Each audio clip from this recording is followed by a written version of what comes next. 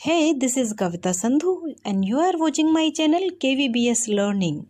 Today's our topic is a poem A Tiger in the Zoo written by Leslie Norris. It is a poem which is in your syllabus of class 10th. Please like and subscribe my channel. Introduction of the poem. A Tiger in the Zoo. This poem contrasts a tiger in the zoo with the tiger in its natural habitat. The poem moves from the zoo to the jungle and back again to the zoo. Read the poem silently once and say which stanzas speak about the tiger in the zoo and which one speak about the tiger in the jungle. एक tiger in the zoo Leslie Norris द्वारा रचित एक बहुत ही सुंदर कविता है।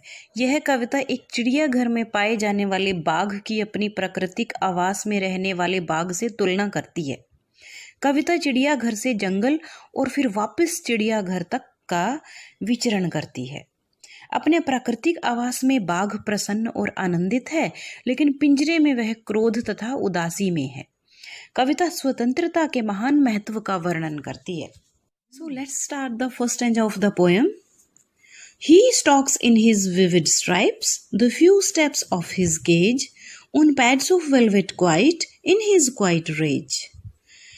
यहाँ पर stalks का मतलब है walks with pride, गर्व से चलना. Vivid means very clear, स्पष्ट. Velvet एक कपड़ा होता है मखमल जैसा, तो यहाँ पर velvet उसके जो पंजे हैं उनके लिए वर्ड यूज किया गया है. Rage means anger. तो यहाँ पर शेर क्या है जो कि धारियों वाला है. विविड स्ट्राइप्स, जिस पर स्ट्राइप्स बिल्कुल क्लियर हैं, उसकी लाइनें क्लियर दिखाई दे रही हैं.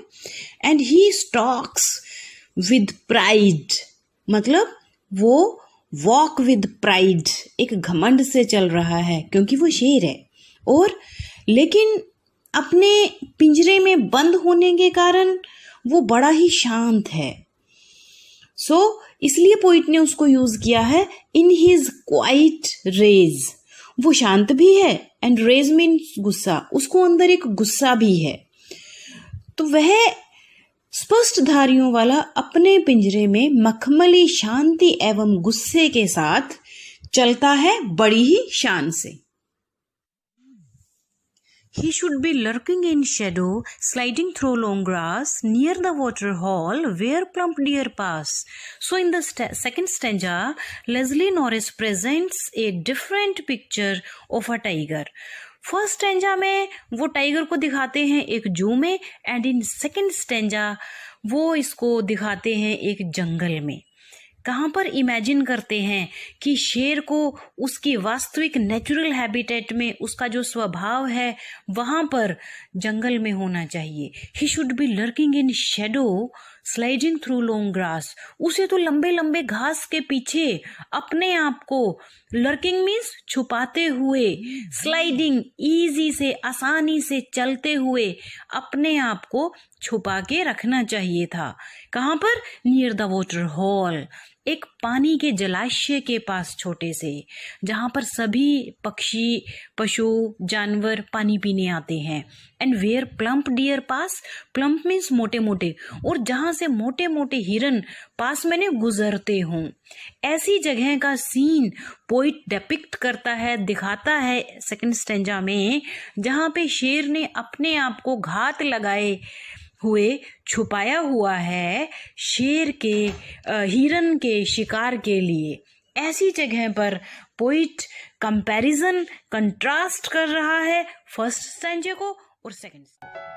Stanza third, he should be snarling around houses at the jungle's edge, baring his white fangs, his claws, terrorizing the village. In this stanza, he refers the tiger.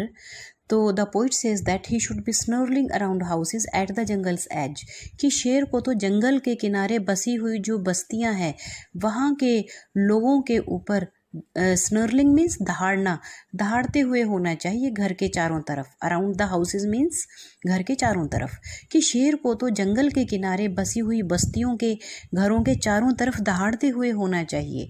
Baring his white fangs, his claws, terrorising the village, और वहाँ गांव के लोगों को दहशत फैलाते हुए होना चाहिए। किस चीज़ के साथ? अपने फैंक्स दांतों के साथ, हिज क्लॉज अपने पंजों के साथ, उसके पंजे, उसकी दहाड़, इन सारी चीज़ों के साथ में गांव के लोगों को दहशत में होना चाहिए, एक शेर की दहशत में, ना कि उसे किसी पिंजरे में बंद होना चाहिए। Next stanza is But he is locked in a concrete cell, his strength behind bars, stroking the length of his cage, ignoring visitors. So in fourth stanza, the poet presents a picture of a tiger in a zoo. And same उसने poem के first stanza में tiger को zoo में दिखाया था, but in second and third stanza the poet shows his jungle life which was full of freedom and enjoyment of his natural habitat. But in fourth stanza the poet again moves back from the jungle to the zoo. He presents a contrast and tells that he has no interest in visitors. It shows his lack of interest in life. He is upset. He can't move freely in cage now. So he is sad and have lost interest in life. That's why poet यहाँ पर कहता है कि वह एक concrete की कोठरी में कैद है. He is a locked, कैद है. His strength behind bars, उसको सलाखों के पीछे बंद कर दिया गया है. और stroking the length of his cage ignoring visitors, और वह पिंजरे की पूरी लंबाई में चलता है और आने वाले लोगों की उपेक्षा करता है. उनमें उसको कोई इंटरेस्ट नहीं है, क्योंकि धीरे धीरे वो अपनी लाइफ में इंटरेस्ट खोता जा रहा है, क्योंकि उसकी फ्रीडम उससे छीन ली गई है. In the last stanza, the poet concludes the poem when he says, he hears the last voice at night, the patrolling cars, and stares with his brilliant eyes at the brilliant stars.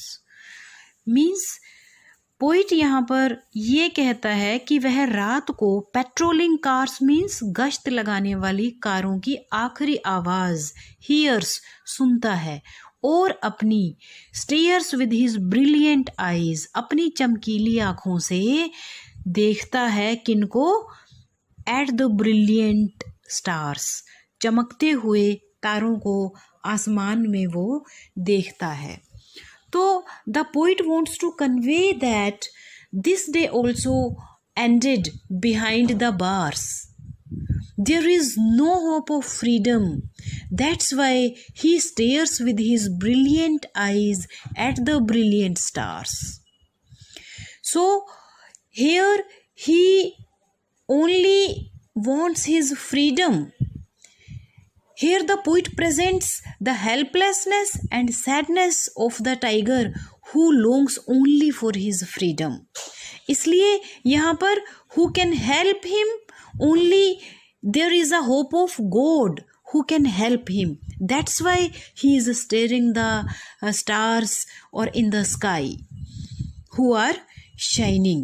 So here उसके पास एक hope सिर्फ God ही बचा है जो उसको freedom दिला सकता है, और वो आराम से बैठा स्काई को देख रहा है. तो ये थी इस पोएम के डिटेल्ड एक्सप्लेनेशन, और इसके जो question answers of the stanza रहेंगे या सेंट्रल आइडिया क्वेश्चंस रहेंगे वो सभी मैं इसी पोएम के सेकंड पार्ट में आपके लिए लेकर आऊँगी. So please like and subscribe my channel. I will be thankful to you. Thank you. Bye bye.